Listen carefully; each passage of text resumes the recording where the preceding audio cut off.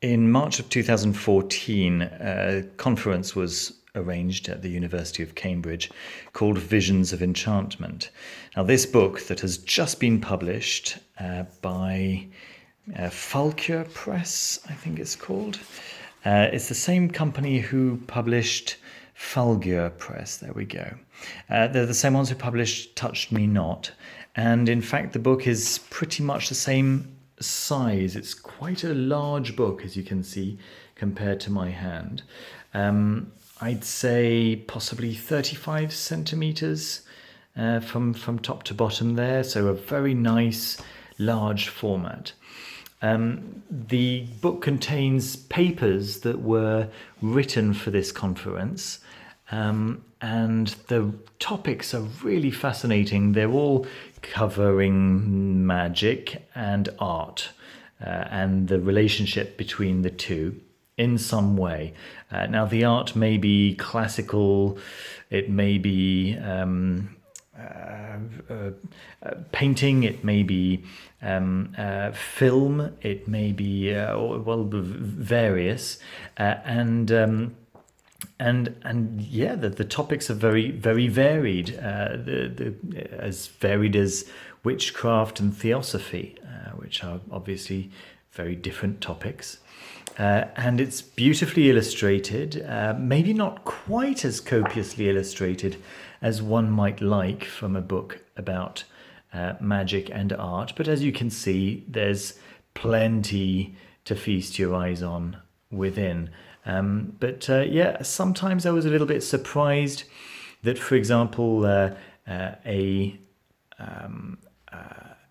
work of art would be mentioned in the text and not featured as a figure. So let me just go over the topics that are covered here.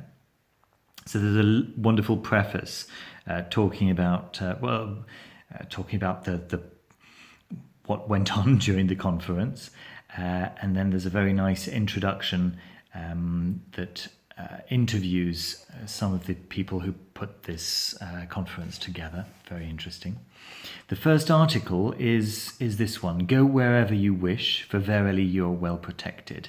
It's about amulet scrolls and prayer books, notably Muslim amulets and protective symbols and designs. Very, very interesting. Let me see. So these are seal designs in late Ottoman. Then the second one is this one: "Protection against evil in Byzantium, magical amulets and their survival from the early to late Byzantine period." Then the third one is "Fascinated by Fascination." This was a very interesting one about an anonymous work of art, which is very, very interesting. I'll show you that in a moment. Then fourth article is called "Leaking, Shrieking and Venomous Bodies, European Witch Imagery in the 16th Century." Much to do with Albrecht Dürer's works of art and their depiction of sorcery. Then we have "Visual Art in Christian Theosophy, Engravings in Jacob Boehmer's work," and it's and in the 18th century.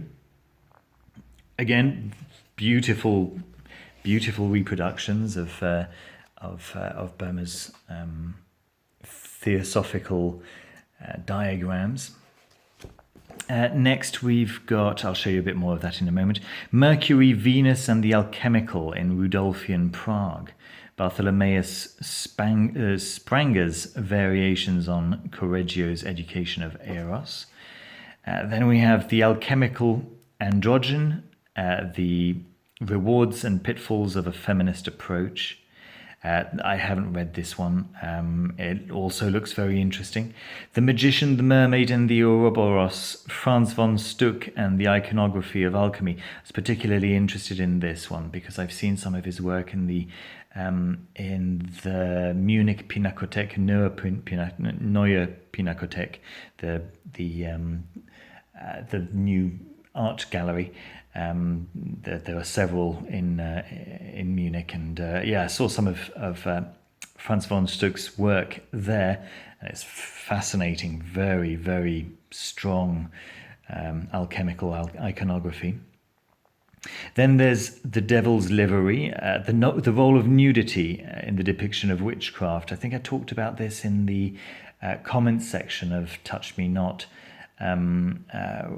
It's a very interesting take on the role of nudity in the depiction of witchcraft from many points of view, from the point of view of denunciation and exploitation, but also from the point of view of empowerment. Very interesting. A Witch in Search of Myth, Enchanted Visions of Female Transgression and Empowerment in the oeuvre of Leonora Carrington. I don't know Leonora Carrington. She seems like a very interesting character. Sorry, very interesting personality. I'll show you some of that work as well. And finally, The Wedding of Light and Matter, Alchemy and Magic in the Films of Derek Yarman. I don't know Derek Yarman, but he seems contemporary and possibly similar to Alejandro Jodorowsky. So that was an interesting discovery. Let me show you what you get inside. First of all, in terms of the build of the book, it's wonderful, absolutely wonderful. It's nice sewn binding, but the paper is like satin. I've never seen anything like it. It's so nice. It's literally like reading off satin. It's slightly off-white. And it's just the most comfortable material to read off. You can see that despite my light shining directly onto it, it's barely reflecting any light. So it's a nice matte finish, but it's not so matte that it's that it looks rough. It's very, very smooth and matte. I think satin is the closest that I can really get to describing how lovely this paper is. The dust cover itself is this really nice textured, thick paper, art paper. It's almost like what do you call it? Watercolor textured paper. There we go, and it seems to have been letterpressed, possibly. Very, very nice material. So yeah, just in terms of the build of the book, lovely. In terms of the contents, it's very, very interesting stuff, and the reproductions are, on the whole, very nice, very precise, very very careful, and of high quality. There are one or two pictures which I wish were of better quality. It seems like the editors used, basically the pictures that were provided to them by the keynote speakers. So this one is about those talismanic protection symbols. There we go. This is a fascinating design. This one, it's the Eye of Ali. There's the whole whole section of the first article about it, and then of course there's ample notes and references and bibliographies at the end of each article. Here we go. So yeah, as you can see, some of the images are just relegated to the margins, which is a little bit of a shame, but mostly when there's something really worth seeing, it gets a nice big full pager. This one, for instance. So this is that Fascinated by Fascination article, which I was telling you about, which is all about this particular painting, and it gets a full, huge page so that you can really see what we're talking about here. It's this really very odd painting depicting a young nude woman with a heart inside a box, and she's dripping water from a sponge and also sparking, making sparks from her other hand. There are flowers on the floor. There's a dog, a lap dog, and a parakeet over here who seems to be eating sweets, possibly. And then there's this guy lurking in the background with a knife in his hand,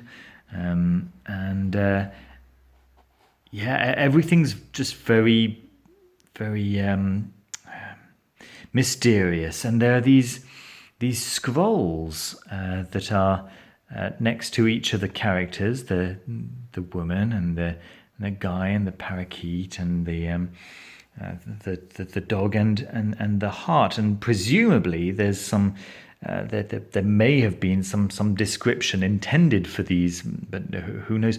It's anonymous, and so the whole article is about what this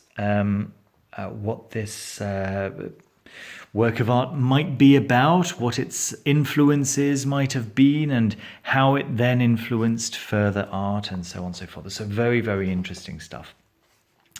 Then we've got this one about the leaking, shrieking, and venomous bodies. So the point from which we start in the article is from this depiction of a witch riding backwards on the back of a goat by Albrecht Dürer, and then it goes into depiction of witches as alternately hags and objects of sexual desire. Very very interesting article. There's not a single article that I haven't found fascinating, to be honest. Here is the article about Jakob Böhmer's Theosophical art. Descriptions, elucidations,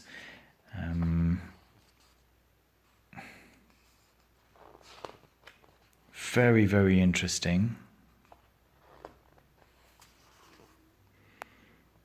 Again, the reproduction of the art is very high quality.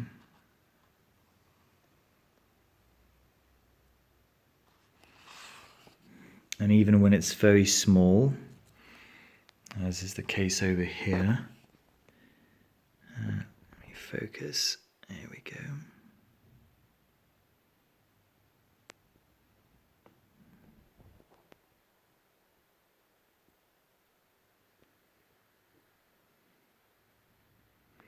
Still very easy to see what's going on.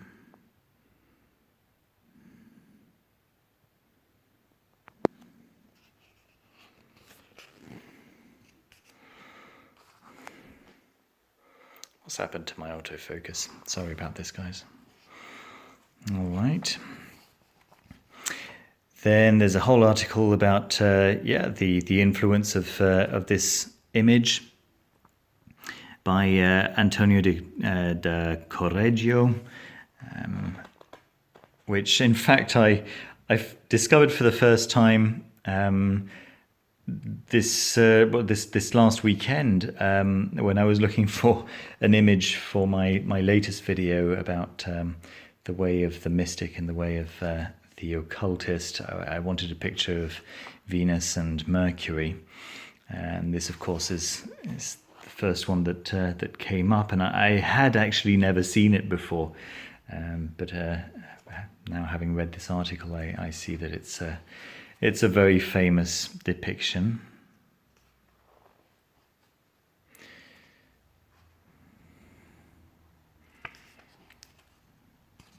Learn something new every day, huh? It's very interesting. And then the androgen, the alchemical androgen, which is a very interesting topic. Lots to explore there.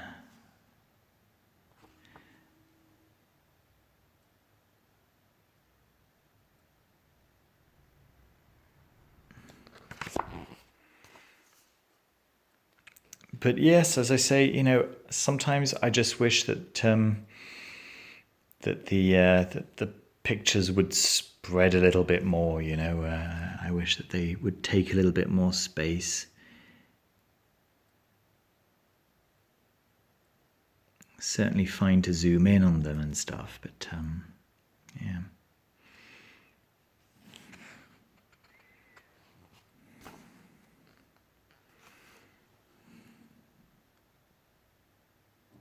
That wonderful alchemical fountain there. Anyway, yeah. So that's that, and then what? And then we have, the work of Franz von Stuck.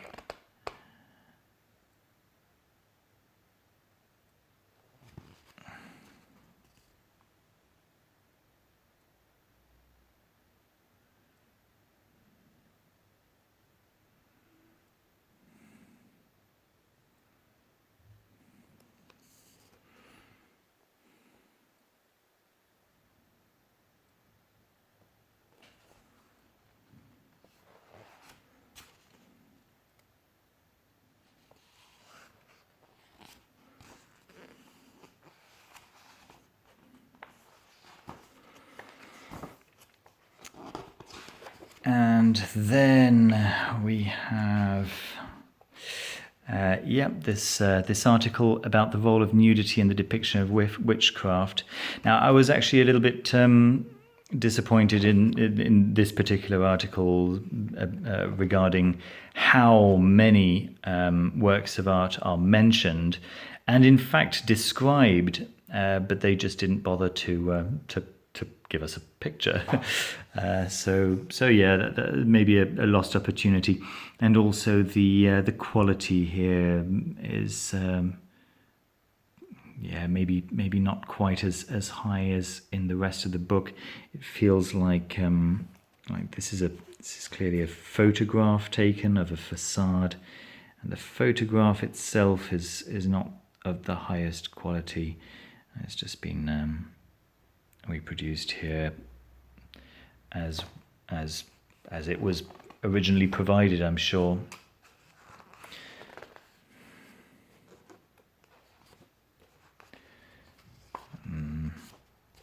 Some recognizable art from the villa of the mysteries in Pompeii there. Some pulp fiction covers as well. A Witch in Search of Myth, Enchanted Visions of Female Transgression and Empowerment in the Era of Leonora Carrington. So, as I say, I don't really know Leonora Carrington. She seems very interesting. I have not read this article. This is one of the ones that I have not read. Yep, looks interesting. Didn't draw me immediately. I'll probably read it at some point.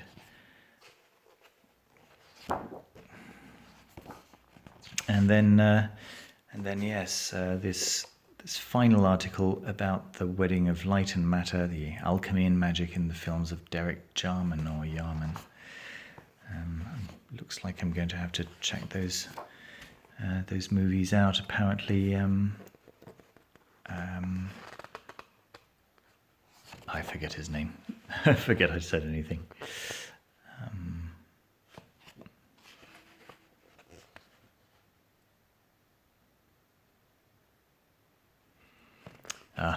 it's really bugging me now. The director of Mulholland Drive, you know exactly who I'm talking about. Apparently, this gentleman was an inspiration for him, so that's interesting. And then we're at the end of the book. I strongly recommend this. As I say, the range of the topics is vast. Each topic is covered quite substantially. None of it outstays its welcome. It's each article is about 8 to 10 pages long. So just enough really to get an overview, a general idea, and yeah, that's kind of what you want from an article. So then you can decide if you want to carry your discoveries further. Yeah, it's opened my eyes on certain aspects of some traditions. So that's been really, really good. Yep, that's what I've got for you for today. If you like the video, don't forget to leave a thumbs up and subscribe if you haven't already. I've got some good stuff coming up very soon. Let me just bring the camera up to show you a little teaser. I think that bookcase tour might be coming sooner than later. Okay, guys. Don't forget to subscribe so you don't miss that, and see you very soon. Thanks for watching. Take care. Bye-bye.